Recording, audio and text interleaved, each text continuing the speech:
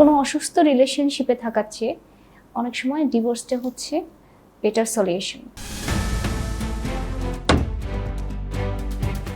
আইন জিজ্ঞাসার অনুষ্ঠানে আপনাদের সবাইকে স্বাগত জানাচ্ছি। আপনাদের সাথে আছে আমি মারিয়া হোসেন। আপনারা দেখছেন চ্যানেল ডি। আমাদের আজকের অনুষ্ঠানের মূল বিষয় সেটি হচ্ছে পারিবারিক আইন। পারিবারিক আইন নিয়ে কিন্তু অনেকের অনেক কৌতূহল থাকে, অনেক প্রশ্ন থাকে। সেই প্রশ্নের উত্তর দেবার আমরা চেষ্টা করব আজকে।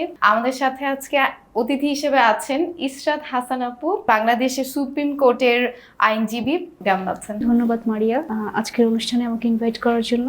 আমি শুরুতে আপুকে যে প্রশ্নটি করতে চাই সেটি হচ্ছে বাংলাদেশের পারিবারিক আইন কিভাবে গঠিত হয়েছিল? পারিবারিক আইন মূলত এসেছে যার যার নিজ নিজ অনুসারীদের ধর্মীয় আইন থেকে, এবং এখানে হচ্ছে কিছু বিধিবদ্ধ স্ট্যাচুটরি ল এই ধর্মীয় আইনকে অনুসরণ করে এই আইনগুলো প্রণয়ন করা হয়েছে। এছাড়া মুসলিম পার্সোনাল ল শরিয়া অ্যাক্টের মাধ্যমে ওই আমাদের যে শরিয়া আইনটা সেটাকে আইনে অ্যাডপ্ট করা হয়েছে। আমাদের যে আইনগুলো সেগুলোতে মূলত হচ্ছে গিয়ে যার যার নিজ নিজ ধর্মের যে আইনগুলো আছে সেগুলোকেই বহুলাংশে ফলো করা হয়েছে। আপনি যেমনটি বলছিলেন আমাদের মুসলিম আইন, আমি যদি একটু আপনাকে জিজ্ঞেস করি সেটি হচ্ছে মুসলিম, হিন্দু, খ্রিস্টান, বৌদ্ধদের জন্য কি আলাদা আলাদা পারিবারিক আইন রয়েছে কিনা?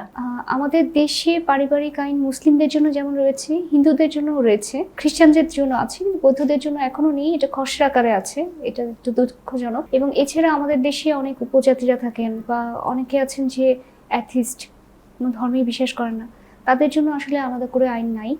কাস্টমস অনুযায়ী তারা পরিচালিত হয়ে থাকে, তাদের যেরকম কাস্টমস সেই অনুযায়ী। তাহলে আমি একটু যদি আমার কৌতূহল থেকে আপনাকে আমি জিজ্ঞাসা করি সেটি হচ্ছে তাদের যদি পারিবারিক কোনো সমস্যা হয়ে থাকে তাহলে তারা কোথায় যায় বা কি করে এদের সলিউশন হয়? অনেক সময় বৌদ্ধরা হিন্দু আইনটাকে ফলো করে, অথবা কোর্টের কাছে গিয়ে এমনিতেই অ্যাপ্লিকেশন করে সিভিল কোর্টে তাদের ডিক্লারেশনের জন্য, তাদের সেপারেশন বা অন্যান্য যেসব ইস্যুস আসে।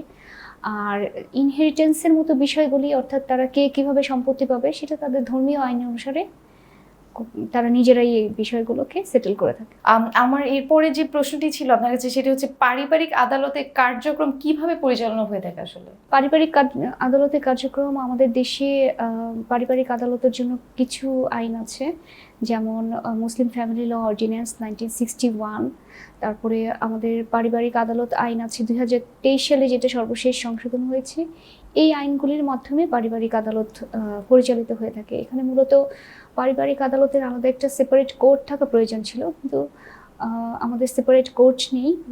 মূলত সহকারী জজ কিংবা সিনিয়র সহকারী জজ তিনি কাজের আরেকটি অতিরিক্ত অংশ হিসেবে পারিবারিক আদালত পরিচালনা করে থাকে। ইন ফিউচারে কি এটি আলাদা হবার কোনো অপশন রয়েছে কিনা বা অবশ্যই হওয়া উচিত, এবং শুরু থেকেই হওয়া উচিত ছিল, কেননা ফ্যামিলি ডিসপিউটগুলি অন্যান্য সিভিল ম্যাটারের থেকে আলাদা। একদম, এখানে অবশ্যই এত সব সেন্সিটিভ বিষয়গুলো আসে, এটার অবশ্যই আলাদা আদালত থাকা উচিত। এবং এত লক্ষ লক্ষ মামলা, সেখানে এখনো আলাদা করে আদালত নাই, সেটাই দুঃখজনক। একদম আমারও মনে হয়, কারণ আমি ভেরি রিসেন্ট দেখতে পাচ্ছি যে পারিবারিক আইন নিয়ে খুব কিন্তু ফেসবুকে আমরা অনেক ভিডিও দেখে থাকি যে পারিবারিক আইন নিয়ে অনেকের ঝামেলা হচ্ছে, যেমন বিবাহ বিচ্ছেদটা আমি বোধহয় সবচাইতে বেশি দেখছি।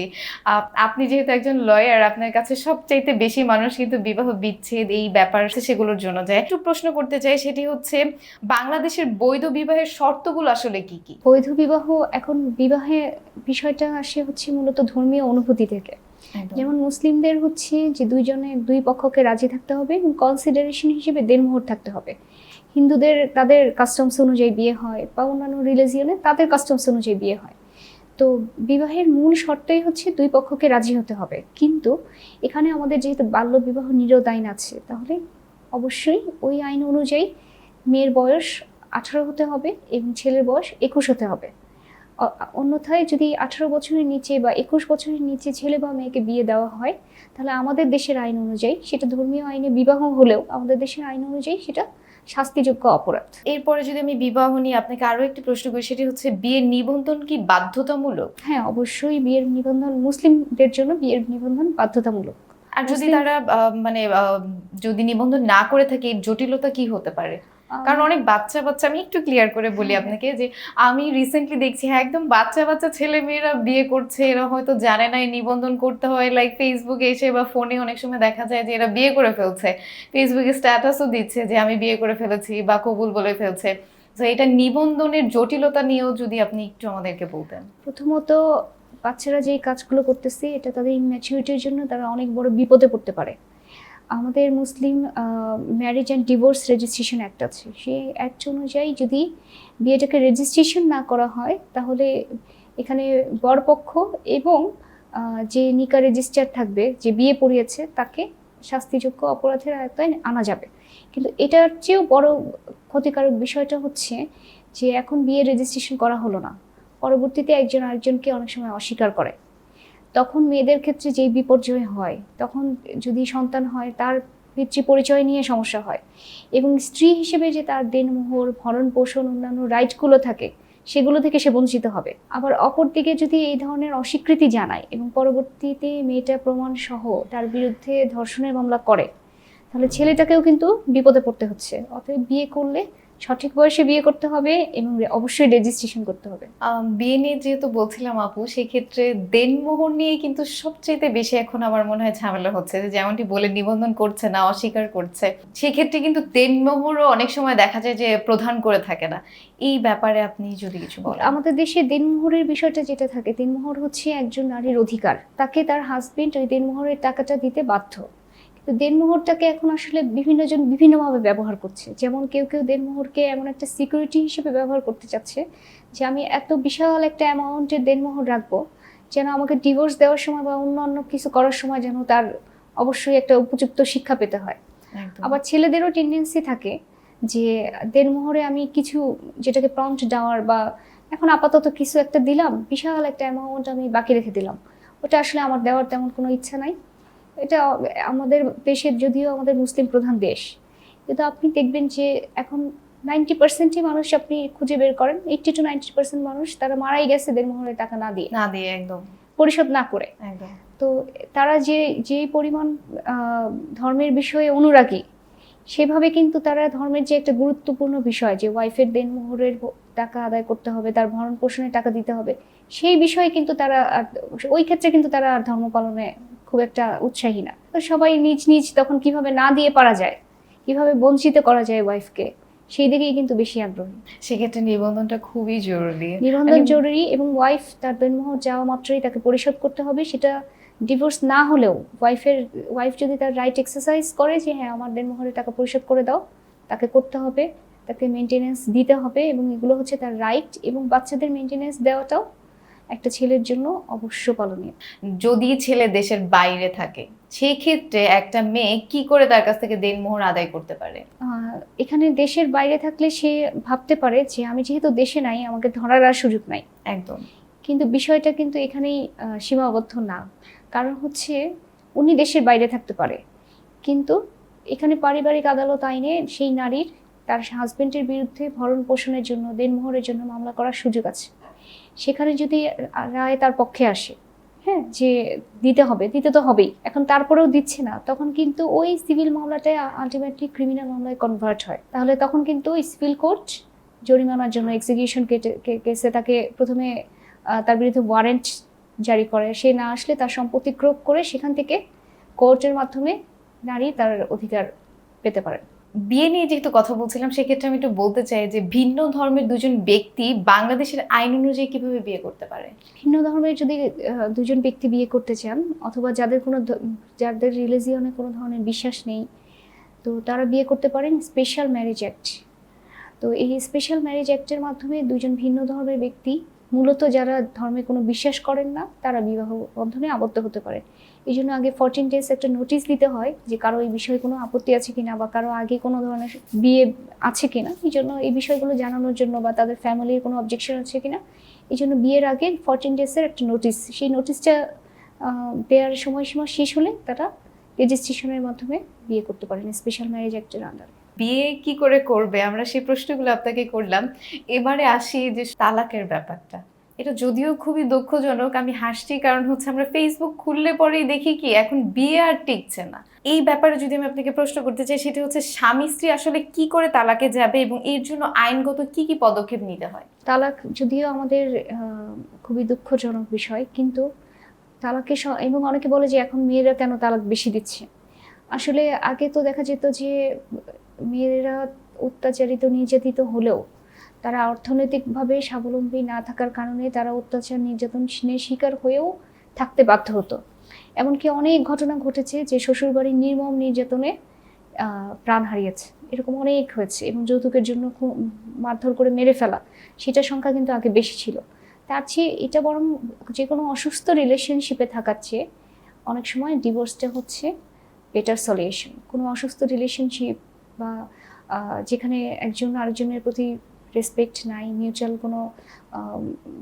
কোনো ভালোবাসা নাই, রেসপেক্ট নাই, এই ধরনের একটা সিচুয়েশনে শুধুমাত্র সম্পর্ক টেনে নিয়ে যেতে হবে, এটা একটা টাইমে দেখা যায় যে একজন আরেকজনের উপর অতিষ্ঠ হয়ে তখন কোনো একটা বড় কিছু অঘটন ঘটানোর প্ল্যান করে। তো তার চেয়ে ভালো যে একটা হেলদি রিলেশনশিপ থাকা এবং প্রয়োজনে সেটা শান্তিপূর্ণভাবে ডিভোর্স হওয়া। কিন্তু অনেক সময় এক পক্ষ ডিভোর্স দিতে চায়, আরেক পক্ষ দিতে চায় না।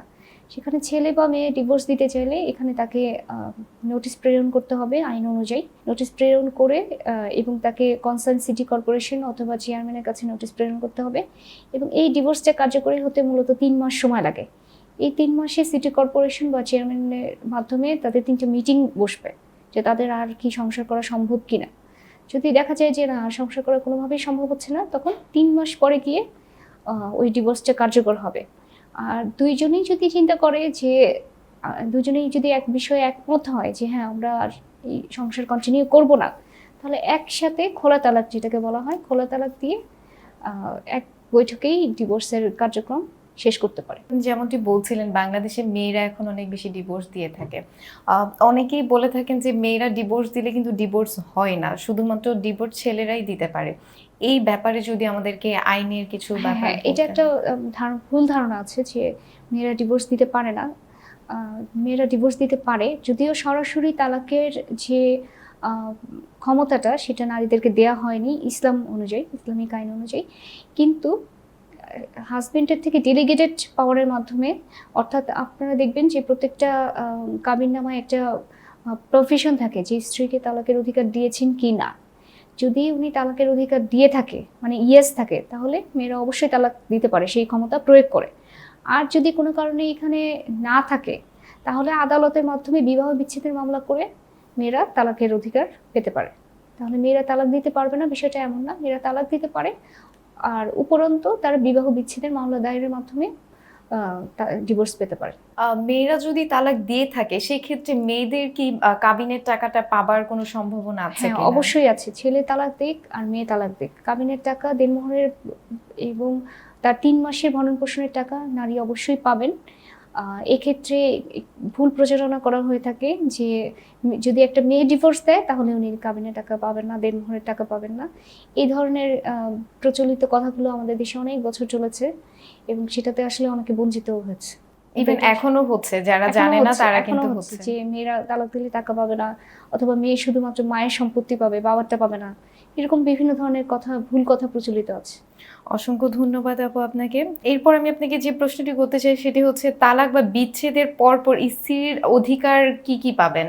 তালাকের পর অবশ্যই দেনমোহরের টাকা অপরিশোধিত থাকলে সেটা পরিশোধ করতে হবে এবং 3 মাস পর্যন্ত তিনি ভরণ পোষণ পাবেন। তালাকের ব্যাপারে যেহেতু কথা বলছিলাম, সেই ক্ষেত্রে সবচাইতে ভয়ানক যে ব্যাপার আমাদের দেশে আমরা সবচাইতে বেশি দেখে থাকি সেটি হচ্ছে যৌতুকের ব্যাপারটি। প্রশ্ন করতে চাই, যৌতুক দেয়া নেয়ার ক্ষেত্রে আসলে আইনটা কতটুকুন হচ্ছে মানে কঠোরভাবে প্রয়োগ করা হয়? যৌতুকের জন্য যৌতুক নিরোধ আইন 2020 আছে। এবং এছাড়াও যদি যৌতুকের জন্য, সেটা হচ্ছে যৌতুক চাওয়া, যদি কোনো হাজবেন্ড ওয়াইফের কাছে, এবং উল্টাটাও হতে পারে, ওয়াইফ হাজবেন্ডের কাছেও যৌতুক চায়, হ্যাঁ, হয়ে থাকে আমাদের তাহলে দেশে। তাহলে এক্সেপশনাল হলেও তো হয়। তো তাহলে দুই পক্ষই মামলা দায়ের করতে পারবেন যৌতুক নিরোধ আইন অনুযায়ী ম্যাজিস্ট্রেট কোর্টে। কিন্তু যদি এরকম হয় যে কোনো নারীকে যৌতুকের জন্য মারধর করা হচ্ছে, সেই ক্ষেত্রে তিনি নারী নির্যাতন দমন আইন 2011 এটা যদি ধারায় যদি সাধারণ জখম হয়, আর যদি তাকে গুরুতর জখম করা হয় তাহলে 11 ধারায় তিনি মামলা দায়ের করতে পারবেন, এবং এখানে তিনি স্পেশাল একটা ট্রাইব্যুনালে স্পেশাল ট্রিটমেন্ট পাবেন। একজন নারীর ক্ষেত্রে পুরুষরাও কি সেম ভাবে পাবে কি? না, পুরুষরা যৌতুকের জন্য মামলা করতে পারবেন, এবং ওনাকে যদি যৌতুকের জন্য মারধর করেন তাহলে উনি দণ্ডবিধি 323, 324, 25, 26 ওনার জখমের অবস্থা অনুযায়ী মামলা দায়ের করতে পারবেন। আমার মনে হয় যারা পুরুষ নির্যাতিত আছে তারা হয়তো এই ধারায় মামলা করতে পারবেন। এরপর আমি আপনাকে যে প্রশ্নটি করতে চাই সেটি হচ্ছে, নারীরা কি সরাসরি পুলিশের কাছে যে অভিযোগ করতে পারেন নাকি আদালতে তাদেরকে যেতে হয়? নারী পুরুষ দুইজনেই সরাসরি পুলিশের কাছে, বলতে এখানে বোঝা যায় কনসার্ন থানা, অর্থাৎ আপনার যেখানে প্লেস অফ অকারেন্স, অর্থাৎ এখানে যদি আজকে কেউ মারধরের শিকার হয়, এই স্থানটা যে থানার অধীন, সেই থানায় গিয়ে সরাসরি অভিযোগ দায়ের করতে পারবেন, মামলা দায়ের করতে পারবেন। থানা যদি মামলা নিতে অস্বীকৃতি জানায় তাহলে আদালতে এসে মামলা দায়ের করতে পারবেন। আমরা যৌতুক নিয়ে কথা বললাম, তালাক নিয়ে কথা বললাম। এইবার আমার মনে হয় কোর্টের সবচাইতে কষ্টদায়ক এবং হৃদয় বিদারক আমার মনে হয়ে থাকে যে সন্তানের কাস্টাডি নিয়ে যে ব্যাপারটি হয়।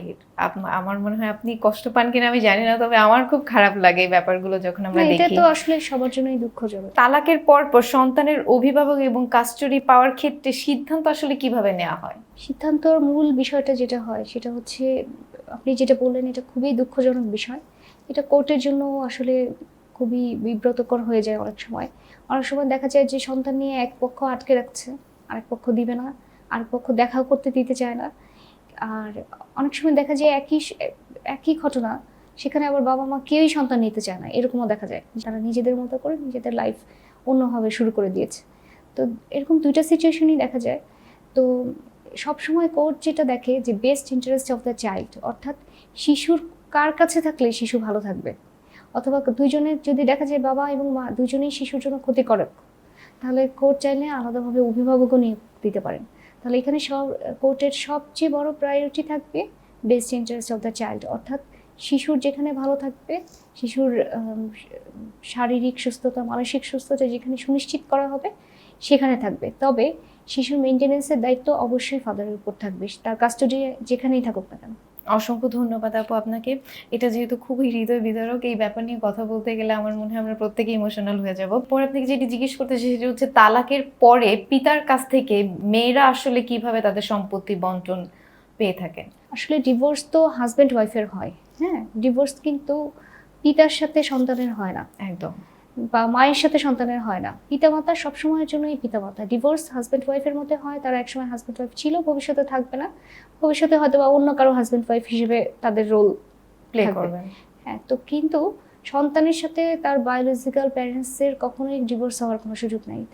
তাহলে একটা মেয়ে যেভাবে মায়ের সম্পত্তিতে উত্তরাধিকার হবেন, একইভাবে সে পিতার সম্পত্তিতে উত্তরাধিকারী হবেন। এতে তার মায়ের সাথে ডিভোর্স হলো কি হলো না এটা এখানে কোনো বিষয় না। তার ফাদার চাইলে তাকে যে কোনো সময় প্রপার্টি দান করতে পারেন, এবং যদি দান নাও করেন তার ফাদারের মৃত্যুর পরে সে তার ফাদারের প্রপার্টিতে অবশ্যই অংশীদার হবে। আচ্ছা, এরপর আমি আপনাকে যে প্রশ্নটি করবো সেটি হচ্ছে দত্তক নেওয়ার যে ব্যাপারটি, দত্তক নেওয়ার ক্ষেত্রে আসলে বাংলাদেশের আইন অনুযায়ী কি কি পদক্ষেপ নিতে হয়? বাংলাদেশে আসলে দত্তক যেমন মুসলিম ধর্মে দত্তক নেওয়ার, মুসলিম ফ্যামিলি ল অর্ডিন্যান্সের এরকম দত্তকের বিধানটা নাই। তো এখানে মূলত হচ্ছে গিয়ে গার্ডিয়ানস অ্যান্ড বার্থ সার্টিফিকেট অনুযায়ী অভিভাবকত্ব দত্তক নেওয়া যাচ্ছে না মুসলিম ফ্যামিলির মুসলিমদের জন্য, কিন্তু তারা চাইলে অভিভাবকত্ব নিতে পারেন। অর্থাৎ একটা বাচ্চাকে আপনি লালন পালন করতে চান, সেটা পারিবারিক আদালতের মাধ্যমে ওই বাচ্চার অভিভাবকত্ব নিতে পারেন, কাস্টোডিয়ান হতে পারেন। আর দত্তক বলতে যেটা বোঝায় সেটা হিন্দু আইনে সম্ভব, কিন্তু সেখানে আবার কিছু কন্ডিশন আছে, যেমন একজনকে ম্যারিড হতে হবে, শুধুমাত্র পুত্র সন্তানই দত্তক নিতে পারে, এই ধরনের ডিসক্রিমিনেশন আমরা হিন্দু আইনে দেখতে পাই।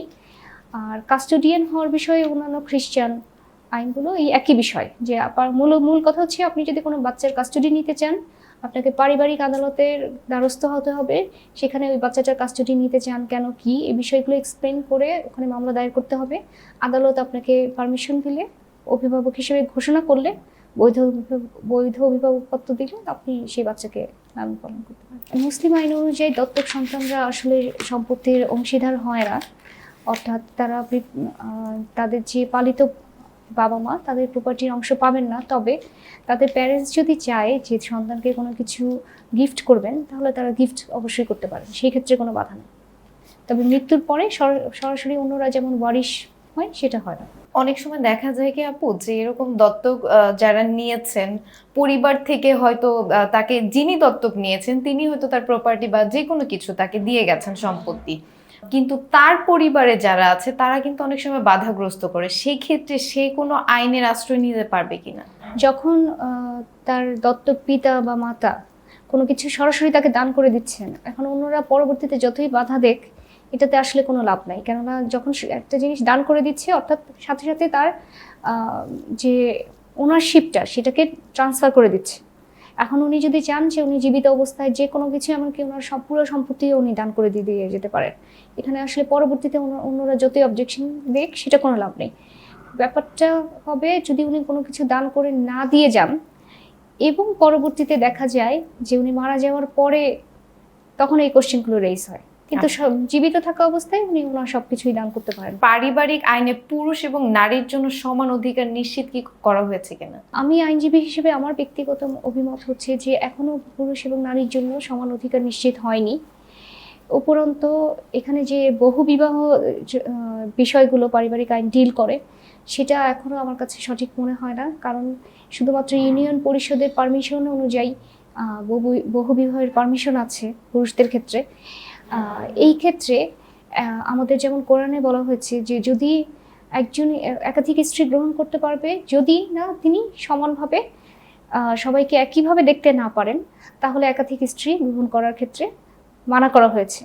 তাহলে পারিবারিক আইনে অবশ্যই এই একাধিক স্ত্রী বা পলিগামি লয়ের ক্ষেত্রে নিশ্চিত করা প্রয়োজন ছিল যে ওই ব্যক্তির আসলে আদৌ আর্থিক সামর্থ্য আছে কিনা, মানসিক সামর্থ্য আছে কিনা, বা অন্যান্য বিষয়ে তার ক্যাপাসিটি কি, এই বিষয়গুলি নিশ্চিত না করে তাকে যে পারমিশনের স্কোপটা দিয়ে দেওয়া হয়েছে সেটা আমার কাছে মনে হয় যে তার স্ত্রীর জন্য বা স্ত্রীদের জন্য এখানে একটু ডিসক্রিমিনেশন করা হচ্ছে। যেহেতু কোরআনিক ল নিজেই বলছে, যে কোরআনিক ল থেকেই আসতেছে এবং সেখানে সরাসরি বলছে যে এখানে সমতার একটা বিধান নিশ্চিত করতে হবে, তাহলে সমতার বিধান নিশ্চিতের জন্য কোনো প্রক্রিয়া থাকলো না কেন? তো জাস্ট একটা পারমিশন পেলো আর উনি একাধিক স্ত্রী গ্রহণ করলো, এই বিষয়গুলি আমার মনে হয় আরো আপডেটেড হওয়া প্রয়োজন। অসংখ্য ধন্যবাদ আপু আপনাকে। আমার মনে হয় যে আমরা পারিবারিক আদালত আলাদা করে আমরা পাবো। আমাদের আজকের অনুষ্ঠানে আপনি আপনার মূল্যবান সময়টি দিয়েছেন, আপনাকে অসংখ্য ধন্যবাদ। দর্শক, আপনারা দেখছেন আইন জিজ্ঞাসা অনুষ্ঠান, আর আজকে আমাদের এই অনুষ্ঠানের মূল বিষয় ছিল কিন্তু পারিবারিক আইন নিয়ে। পারিবারিক আইন নিয়ে অনেকের অনেক কৌতূহল থাকে, অনেকের প্রশ্ন থাকে। আমরা সে প্রশ্নের উত্তর হয়তো পরবর্তী কোনো এপিসোডে আপনাদেরকে দেবার চেষ্টা করব, সেটির জন্য আপনাদেরকে কিন্তু কমেন্ট করতে হবে আমাদেরকে। অসংখ্য ধন্যবাদ আপনাদের সবাইকে। সবাই চোখ রাখবেন চ্যানেল ডি এর পর্দায়। আমাদের ইনস্টাগ্রাম রয়েছে, ফেসবুক পেজ রয়েছে এবং চ্যানেল ডি এর কিন্তু ইউটিউব চ্যানেলও রয়েছে। ধন্যবাদ সবাইকে। আবারও দেখা হচ্ছে আমাদের পরবর্তী অনুষ্ঠান আইন জিজ্ঞাসায়। চোখ রাখুন চ্যানেল ডি এর ফেসবুক পেজ, ইউটিউব চ্যানেল এবং ইনস্টাগ্রামে।